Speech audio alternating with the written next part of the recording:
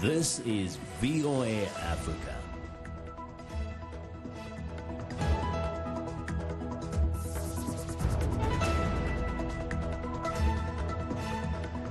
Good evening and welcome. I'm Vincent McCory in for Hashtag Do You Want. It's Monday, July the 29th. This is Africa 54. An unlikely duo of top Kenyan officials collaborates to combat corruption in the East African nation. Dozens of people are dead after Boko Haram strikes at a weekend funeral in northeastern Nigeria. And ballet in the bush. Culture meets conservation as American and South African dancers step out for a good cause.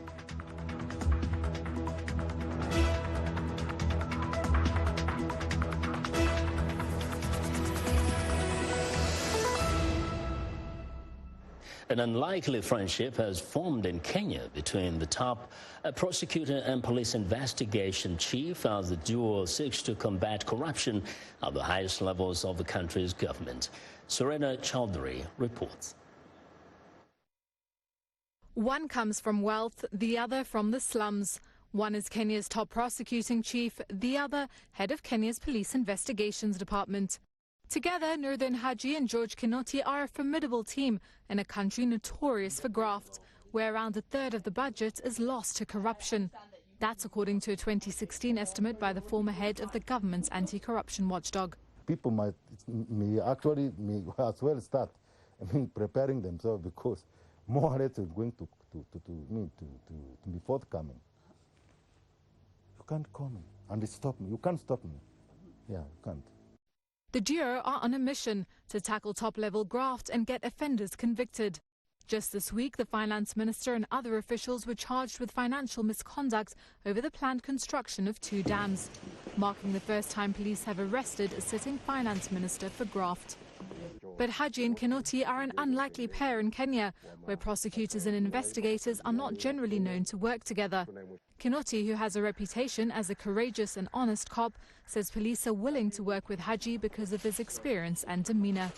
And Haji, who spent 18 years in the Kenyan intelligence service, says he became prosecutions chief because he was tired of observing problems without a chance to fix them.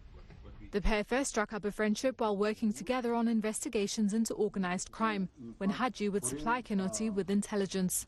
We do have a personal relationship as friends. That goes a long way to build that relationship. And I think the president also has picked individuals who he believes can work together. But there is skepticism over how successful the duo can be, especially among anti-corruption campaigners who have seen years of official promises to tackle corruption amount to nothing. The problem continues to drag down economic growth and investor confidence in Kenya. Courts are also slow, evidence is often tampered with, and to date there have been no senior officials actually jailed despite convictions. But Haji is confident these issues will be overcome, especially as there are plans to bring 15 specialized anti-corruption courts online by the end of this year. Well, that was Serena Chowdhury of Reuters reporting.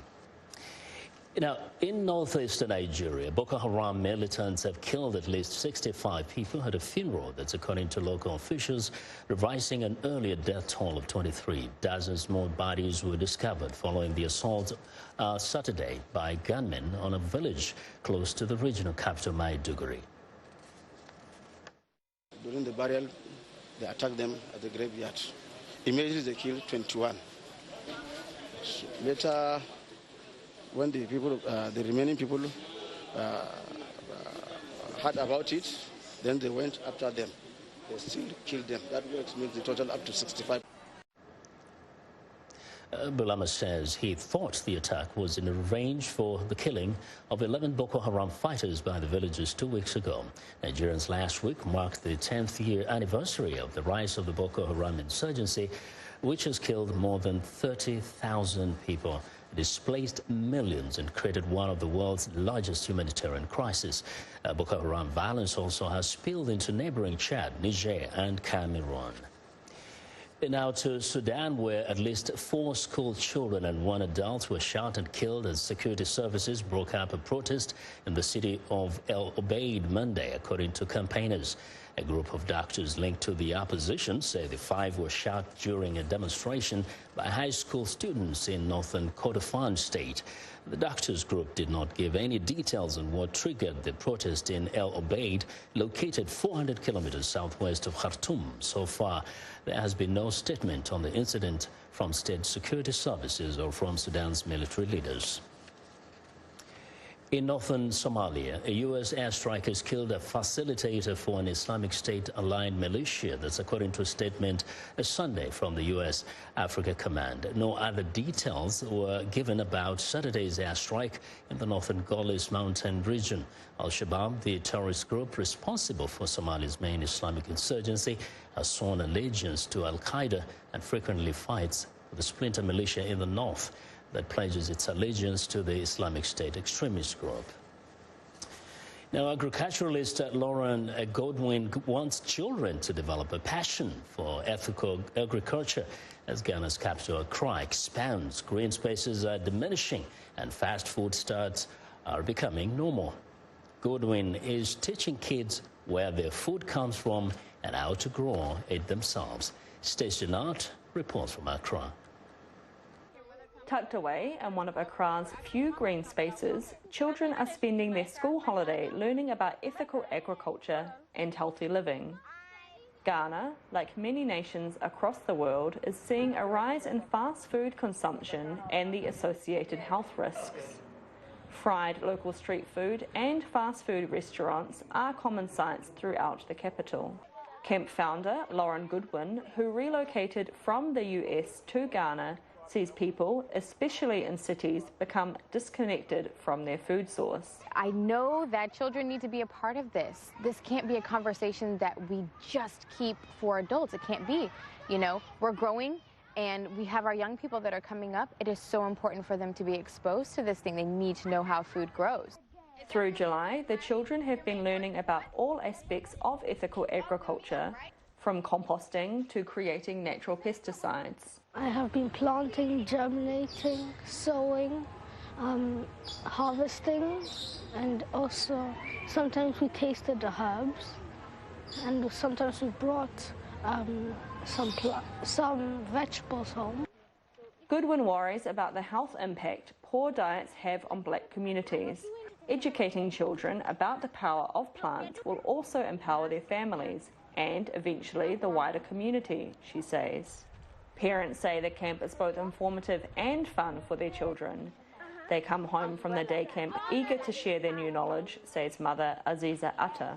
I think physically it's great, socially it's great, in terms of their understanding of nature and how things work and how things have a source and there's a cycle, and you need to plant something and then it grows and then you harvest it and this is how you do it, and you don't just go to the supermarket and buy things. It actually comes, that thinking process. Goodwin hopes that the seeds the camp plants today will inspire the campers to come back in future years and be leading forces of the ethical agriculture movement in Ghana. Stacey Nott for VOA News, Accra. The 3-day Mandela Washington Fellows Summit kicked off Monday here in Washington, D.C. The Mandela Washington Fellowship is the flagship program of the Young African Leaders Initiative. In 2019, the fellowship has provided up to 700 outstanding young leaders from sub-Saharan Africa with the opportunity to hone their skills at a U.S. higher education institution with support for professional development after they return home. Since its start in 2014, the program has empowered young people through academic coursework, leadership training, and networking.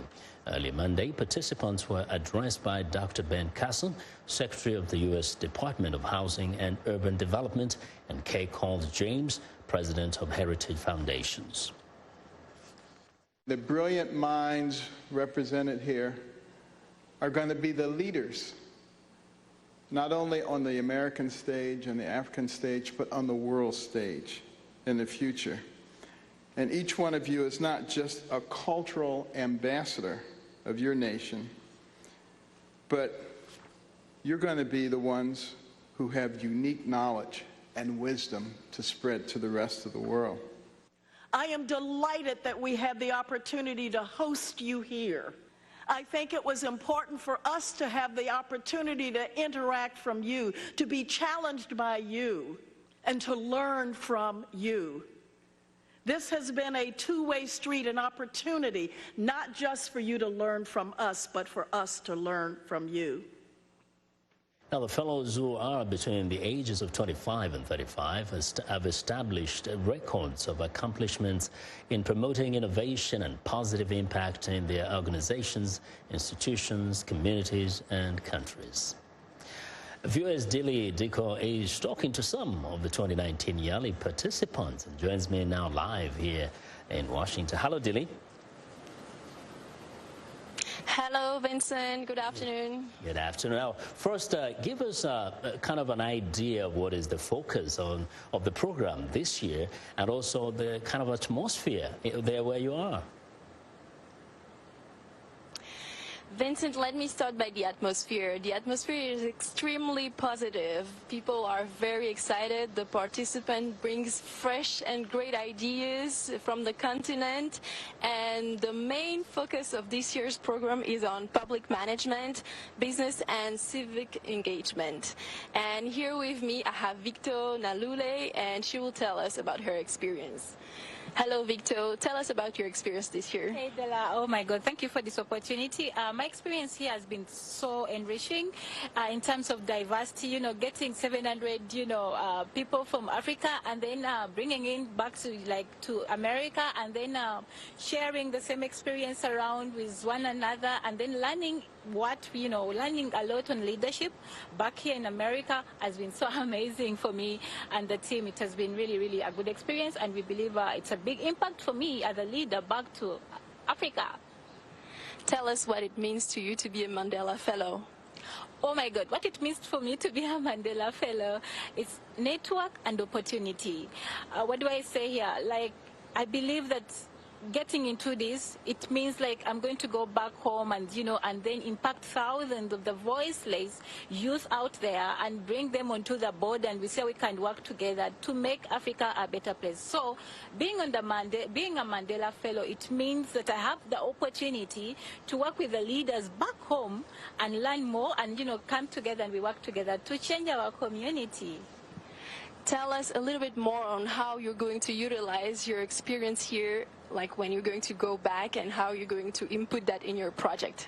Okay, when I go back, I work in an organization called Tunaweza Foundation, whereby we work with women and youth with disability to advocate for our rights. We work on empowerment and entrepreneurship skills. So what I'm going to do is I want to go back. There's this interesting lesson we learned on human-centered. So I want to go back and talk to my clients, the women and the youth, and see how can we work together to ensure that we are all in the same space, and then how can I, voice their need better to the community, to the world. So I want to go back and focus on that and see how we can work as a team to make the world a better place for me and for just like any other person there who are differently abled. Thank you very much, Victor, for sharing your experience. Back to you, Vincent.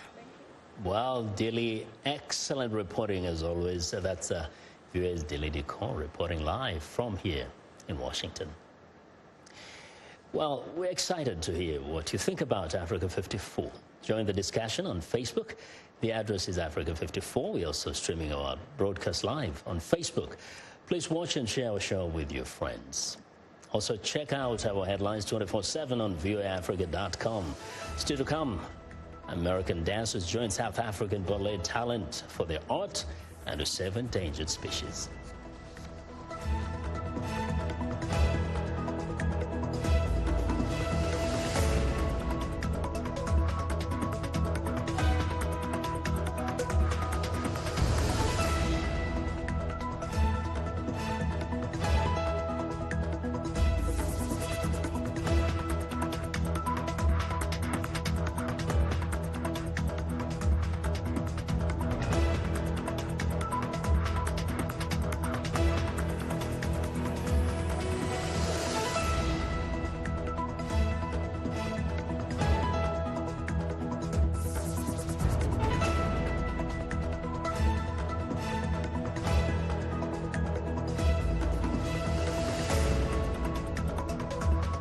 am Sheikh Asali, host and senior editor of VOA's international call-in talk show, Straight Talk Africa. Today we'll examine the tobacco industry. We pretty much touch on anything that you can think of. Politics, health issues, human rights issues, you name it, we talk about it. The issues that we discuss are pertinent to most people on the African continent. A very, very rare and unique opportunity to interact with their leaders. The lyrics could be French, English, Portuguese, Bantu, Arabic. It is the beat. The African beat that counts. The beat does all the translations. It cuts across all languages and gives us the understanding that this is the African beat. It is so distinct and adhesive. It binds us together. African Beat on the Voice of America. For more information, visit our website at www.voanews.com/AfricanBeat.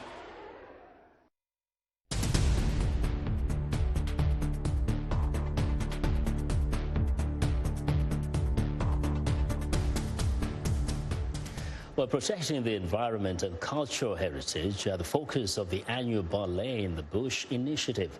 American dancers recently joined international South African ballet talent in the African bush for the sake of their art and an endangered species, the rhino. Maritze de Klerk reports from Sterkrivier, South Africa. Ballet and rhinos are a duet in South Africa's Limpopo province. At this rhino orphanage, dancers from South Africa and around the world showcase their talent and shine a spotlight on the problem of rhino poaching. About 50 local children take part each year in the Ballet in the Bush initiative.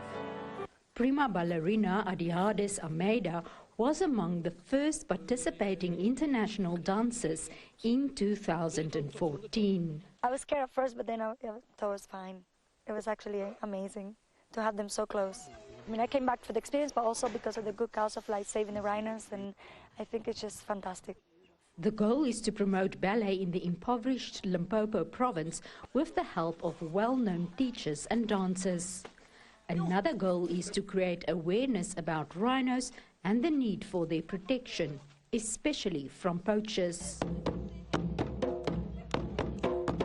As night fell, about 200 people watched the 5th annual Ballet in the Bush performance. The initiative raises on average $1,400 every year. Local dancer Fran Makamola joined the initiative, which includes dance workshops. I enjoyed the show the most.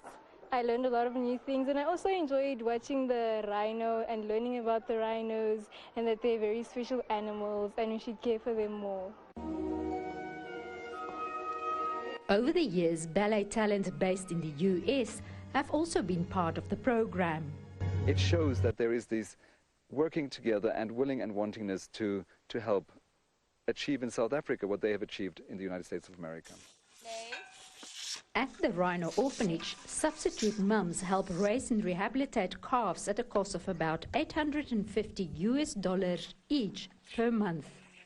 They are facing definite extinction if this carries on. So the more people that hear this message, that hear the plight of the rhino, the better. Taking classical ballet out to the people seems to help reviving the art form in Africa.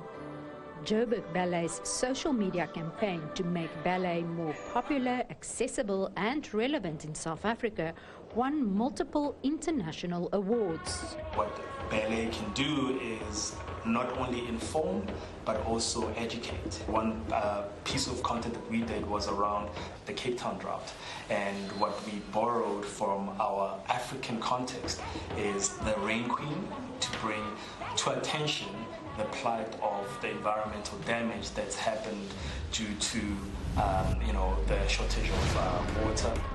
Officials say there has been a decline in the number of reported poaching cases in South Africa, but they say the effort to combat the problem must continue to ensure the rhinos' survival. Maritze de Klerk for VOA News, Sterkrivier, South Africa. Well, authorities in the western U.S. state of California say a shooter has killed at least 3 people at a Gaelic and music festival. The attack happened Sunday in the city of Gilroy, where police say the shooter was armed with a rifle. Another 15 people were injured, but it was not clear whether they were shot.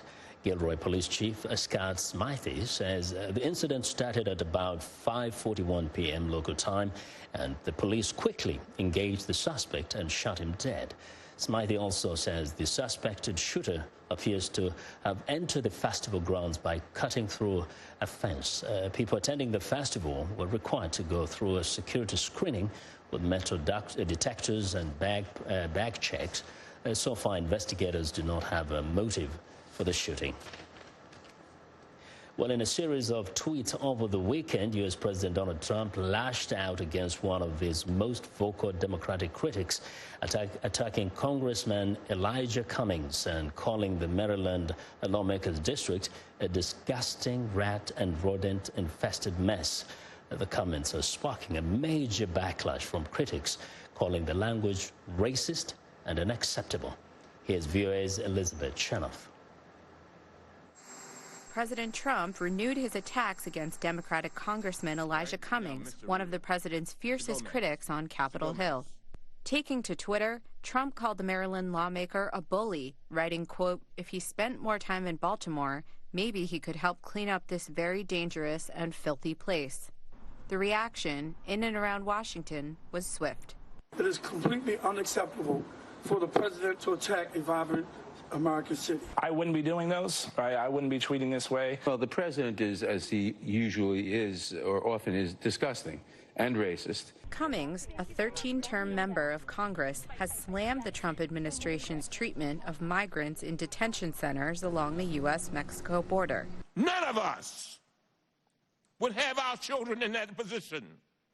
They are human beings. Last week, the House of Representatives voted along party lines to condemn the president's comments to 4 female minority lawmakers, in which he questioned their patriotism and suggested they could go back to their, quote, broken and crime-infested countries. All 4 lawmakers are citizens, and all but one were born in the United States. Not backing down from his most recent tweets, the president rebuffed critics Sunday evening, accusing Democrats of, quote, playing the race card. The controversy comes during a heated political climate ahead of the 2020 election, with the president and his Democratic opponents battling to make their case to the American public. Elizabeth Chernoff, VOA News, Washington. Well, like other summer camps in America, Ailey Camp helps its participants learn valuable leadership skills. But there's also something that others probably don't: rhythm. That's because the camp was created by world-renowned dancer, choreographer, and director Alvin Ailey. As Faith Lapidus tells us, the program is now in its 31st summer. Every day, youngsters at the 10 Ailey camps around America work on modern ballet, jazz, or West African dance techniques taught by professional dance instructors. I want to be a professional dancer, so this is just a platform for me to grow and get stronger, and it's a good reference source. So if I ever need something to fall back on, if I ever need help, I know I can come to Ailey camp because they always have your back here. Nasha Thomas, the organization's national director, says that's because of the man behind Ailey Camp. And I think the approach that's maybe different in Ailey program is comes from Alvin Ailey. You know, he believed that dance was for everybody, and that a camp would be the perfect opportunity to give a young person a chance to work on themselves. The 6-week camp provides professional dance training for middle school students who might have academic, social, or family challenges. It also introduces them to the visual arts, creative writing, and personal development, helping strengthen their self-esteem. Ailey Camp gives the young person a chance to start to discover who they are, who they want to be, and how they can get there. It's about making a productive young person. A self-confident young person who understands the power of dance. Faith Lapidus, VOA News. After a massive fire engulfed Notre Dame Cathedral in April, it sparked a debate over how best to restore the Gothic landmark to its former glory. Tucked away in the French countryside, a medieval castle may hold some of the answers. VOA's Faith Lapidus explains. Guédelon Castle in France's central Burgundy region is getting a new turret. Masons cut and dress stone, while other workers operate a human-sized hamster wheel to lift a load of stones. While the castle and its builders may look like something out of the 13th century, Guédelon is only 20 years old. Since the first stone was laid in 1997, the crew has used only period construction techniques. That's given them invaluable practical experience in medieval construction, which project co-founder Marilyn Martin says could come in handy for the restoration of Notre Dame. There is no doubt carpenters in France are capable of cutting wooden pieces to remake the structure of Notre Dame. On the other hand, the ability to work with green oak, as it was done in the Middle Ages, square it by hand on the spot, and assemble it within the following 6 months, is something that we are truly specialized in here at Guédelon. They can teach those working on Notre Dame the skills that 21st century carpenters no longer have, says Stéphane Baudy, a senior carpenter in the castle workshop. After 20 years in this construction site, we've acquired the expertise and experience to train people and mentor them in order to reproduce that wooden structure. Stones at Guédelon are excavated by hand, using mallets, chisels, and persistent hammering. Medieval tools and working practices have been carefully researched using documentary sources and examining castle ruins. And there's been a fair amount of trial and error, says communication officer Sarah Preston. I think what Guédelon offers as an experimental site is 20 years of pragmatic experience. So we have figures, we have facts, we can we can answer some of the questions that have come up recently. Although Notre Dame's iconic bell towers and rose windows were saved from the fire, restoring the church to its original character will prove a complicated task.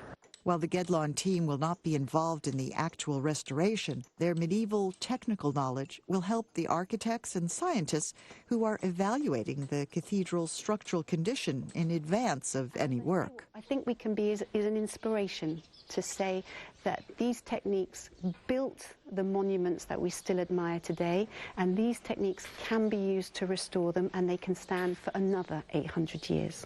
Meanwhile, work continues at Guédelon Castle, and 300,000 visitors come by each year to step back for a time into the Middle Ages. Faith Lapidus, VOA News. Well, and that's our show for today. Be sure to watch Africa 54 on our website at voaafrica.com. From all of us here in Washington, have a good evening.